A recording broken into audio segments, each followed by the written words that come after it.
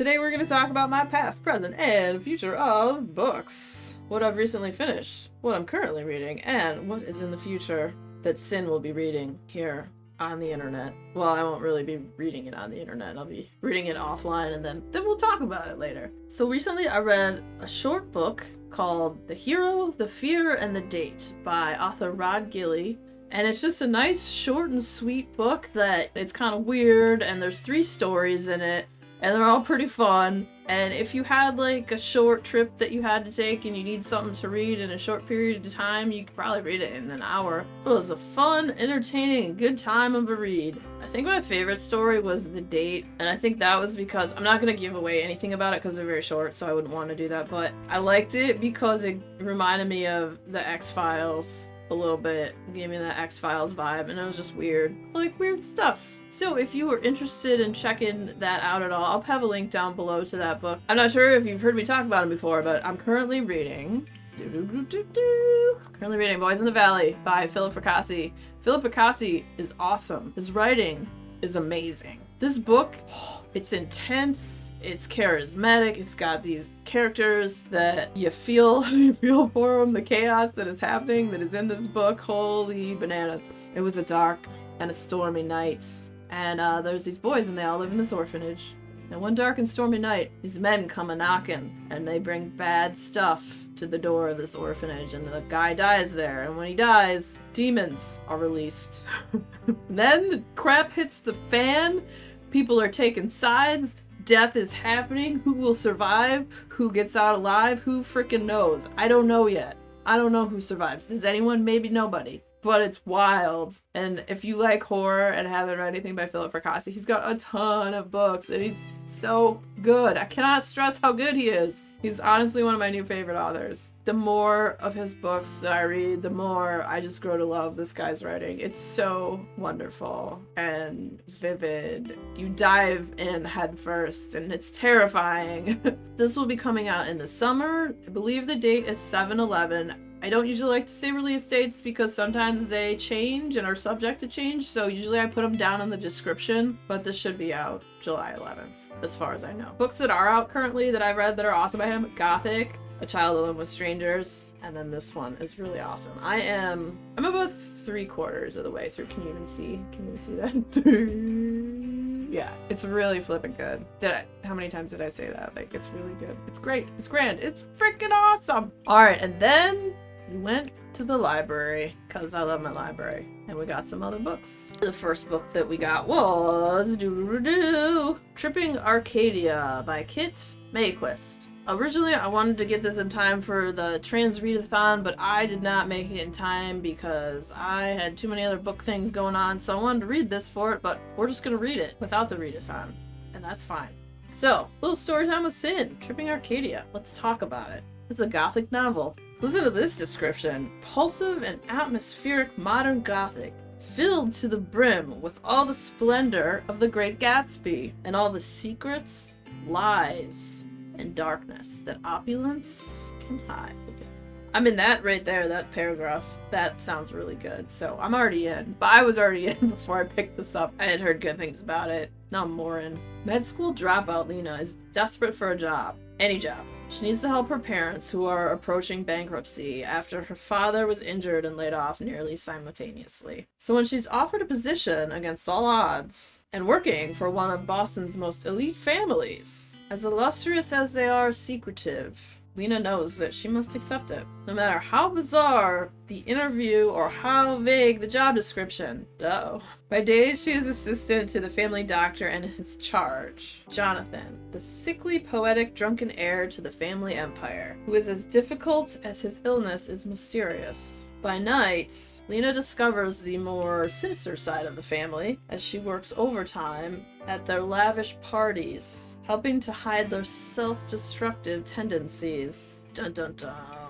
And trying not to fall for Jonathan's alluring sister, Audrey. But when she stumbles on the knowledge that the family patriarch is the one responsible for the ruin of her own family. Oh, hell no. What? Get him out of here. Lena vows to get revenge. A poison-filled quest that leads her further into this hedonistic world, more than she ever bargained for, forcing her to decide how much and whom she's willing to sacrifice for payback.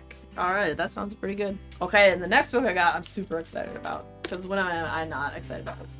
The Spite House by Johnny Compton. I've been seeing this book everywhere. And I needed to read it. Saw it sitting there lovely on the library shelf. And I knew that I must have it to read. So I'm very stoked to get this because this has been on my TBR for a while. Let's have some story time with Sin. I'll tell you what it's all about. Eric Ross is on the run from this mysterious past with his 2 daughters in tow, when he comes across a strange ad for the Mason House in Dejaneiro, Texas. Eric thinks they might have caught a lucky break. Maybe. The most haunted place in Texas needs a caretaker. Uh-oh. All they need to do is stay in the house and keep a detailed record of everything that happens there, provided the house's horrors don't drive them all mad, like the caretakers before them. The job calls to Eric, not just because there's a huge potential payout, but because he needs access to the secrets of the Spite House. But why, Eric? Why do you need those? If it is indeed haunted, maybe it will help him understand the uncanny power that clings to his family, driving them from town to town, too afraid to stop running. Dun dun dun. I love a good haunted house story, and the Spite House sounds pretty awesome. I'm super excited to read this. And then I got another author that I've read a few of their books now that I love, and that is T. Kingfisher's A House with Good Bones. I didn't really know what this was about. I just knew it was by T. Kingfisher, and that was all that mattered, because I will pretty much read whatever this author writes now because I really like their writing. Probably my favorite one that I've read by T. Kingfisher is Metal and Bone. It's like a dark, fairy tale-esque type story. It was pretty great. So this one, like I said, I don't really know what it's about. I watched like one review on it and I still am not clear what it's about. So let's get into it. Let's see. Oh, uh-oh. So the first thing is, Mom seems off. Her brother's words echo in Sam Montgomery's ear as she turns onto the quiet North Carolina street where their mother lives alone. She brushes the thought away as she climbs the front steps. Sam's excited for this rare extended visit and looking forward to the nights with just the 2 of them, drinking boxed wine, watching murder mystery shows, and guessing who the killer is long before the characters figure it out. I mean, that sounds like a good time. But stepping inside, she quickly realizes that home isn't what it used to be. Gone is the warm, cluttered charm her mom is known for. Now the walls are painted a sterile white. Her mom jumps at the smallest noises and looks over her shoulder even when she's the only person in the room. And when Sam steps out back to clear her head, she finds a jar of teeth hidden beneath the magazine-worthy rose bushes, and vultures are circling the garden above. Something ain't right. To find out what's got her mom so frightened in her own home, Sam will go digging for the truth. But some secrets are better left behind. Don't we all know that? I'm super excited for those ones that I'm gonna get into soon. There's so many good books. Not enough time to read them all, but I try. I try to like prioritize what I'm doing with my reading. Sometimes it gets away from me. Sometimes I'm overzealous at the library. Like I try to like rein it in when I'm there. I'm like, okay, 3 books max. Otherwise, you know, I'll never read the books I buy if I just keep getting library books. Because I know I gotta return those, so way more motivated to read my library books than the ones that I bought, because I'm like, well, I'll get to those eventually. Like, there are several that I need to read that are currently sitting on my shelf.